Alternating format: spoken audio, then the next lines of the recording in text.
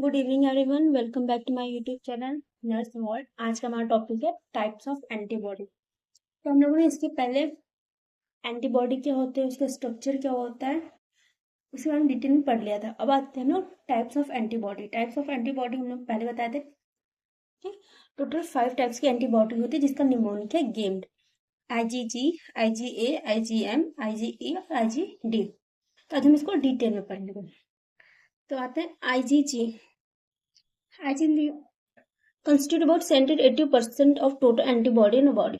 हमारे बॉडी में जितने टोटल एंटीबॉडी होते हैं उसमें से 70 से 80% जो होता है वो हमारा IgG होता है। इसका हाफ लाइन अगर देखा जाए तो 7 to 23 डेज तक होता है। ये मोनोमर फॉर्म में होता है और इसके 2 एपिटोप होते हैं। ठीक है, इसका हाफ लाइन कितना होता है? हाफ लाइफ 7 to 23 डेज होता है। इसका ये मोनोमर फॉर्म में होता है। इसके 2 एपिटोप बाइंडिंग साइट्स होते हैं। दिस एंटीबॉडीज कैन क्रॉस, ये जो एंटीबॉडीज होता है वो प्लेजेंटा से क्रॉस कर जाता है और फीटर के सर्कुलेशन में भी चला जाता है। और इसके 4 सब क्लासेस होते हैं: IgG, IgG1, IgG2, IgG3, IgG4। ठीक है, तो अगर देखा जाए तो IgG क्या होता है, ये अगर देख टोटल एंटीबॉडी जो 70 से 80% जो होता है वो हमारा कौन सा IgG होता है। इसका हाफ लाइफ 7 to 23 डेज तक होता है। ये मोनोमर फॉर्म में होता है और इसके 2 इपिटॉप बाइंडिंग साइट्स होते हैं और ये जो था प्लेजेंटा क्रॉस कर जाता है और फिटर इसमें इंटर कर जाता है। इसके 4 सब क्लासेस होते हैं: IgG1, IgG2, IgG3, IgG4। अगर फंक्शन क्या होता है इसका, न्यूट्रलाइज टॉक्सिन, जो टॉक्सिन होता है उसको न्यूट्रलाइज करने का काम करता है और इम्यूनिटी प्रोवाइड करता है न्यूबॉर्न को। इसके बाद आता है हमारा दूसरा IgA। ठीक है, ये इट इज अगर ये देखा जाए तो सेकंड मोस्ट अबंडेंट जो होता है एंटीबॉडी होता है। तो पहले it is found in body secretion like saliva, tears, mucus and breast. ये बॉडी के सिक्रीशन में पाया जाता है, जैसे सलाइवा हो गया, टीयर्स हो गया, म्यूकस में हो गया और जो ब्रेस्ट मिल्क होता है उसमें पाया जाता है। और ये सेकंड मोस्ट अबंडेंट एंटीबॉडी होता है जो कि हमारा 10 to 50% होता है। तो ये मोनोमेरिक फॉर्म में होता है और डाइमेरिक फॉर्म में भी, 2 फॉर्म में होता है। मोनोमेरिक के फॉर्म में भी होता है, फिर डाइमर के फॉर्म में भी होता है।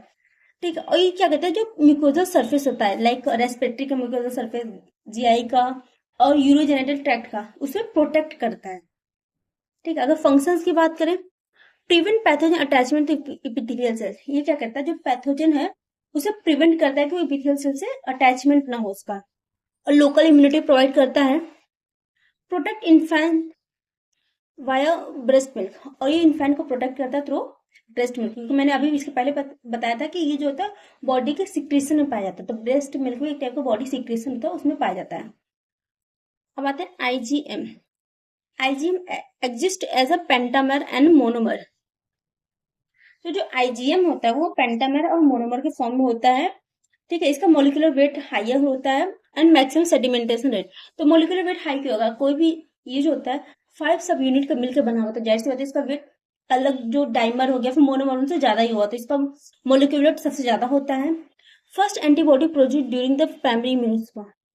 ये क्या होता है, फर्स्ट एंटीबॉडी जो बॉडी में कोई भी इंफेक्शन होता है तो उस टाइम पे सबसे पहले जो एंटीबॉडी प्रोड्यूस होती है वो कौन सी होती है, IgM है। It can not cross placenta, और ये प्लेजेंटा से क्रॉस नहीं कर सकता है। होता है अर्ली डिफेंस अगेंस्ट इन्फेक्शन। मतलब क्या होता है, इन्फेक्शन के टाइम पे जो अर्ली डिफेंस होता है वो यही प्रोवाइड करता है। अगर हम लोग ब्लड टेस्ट करेंगे, अगर IgM का लेवल हाई है, इसका मतलब क्या था, इन्फेक्शन जो है रिसेंटली हुआ है। इसके बाद आता है IgE। IG जो कि 0.19% होता है। ठीक है, इसका हाफ लाइफ 2 डेज का होता है। इसका सीरम कंसेंट्रेशन कम होता है एंड शॉर्टर लाइफ होती है। सीरम कंसेंट्रेशन क्योंकि 0.90% ही है और शॉर्ट लाइफ है क्योंकि 2 डेज का ही है। It is also heat level antibody. Heat level antibody होते हैं, ज्यादा हीट पे ये अच्छे से वर्क नहीं करते हैं, डिस्ट्रॉय हो जाते हैं। It mainly provide extra cellular protection. ये एक्स्ट्रा सेलुलर प्रोटेक्शन प्रोवाइड करते हैं।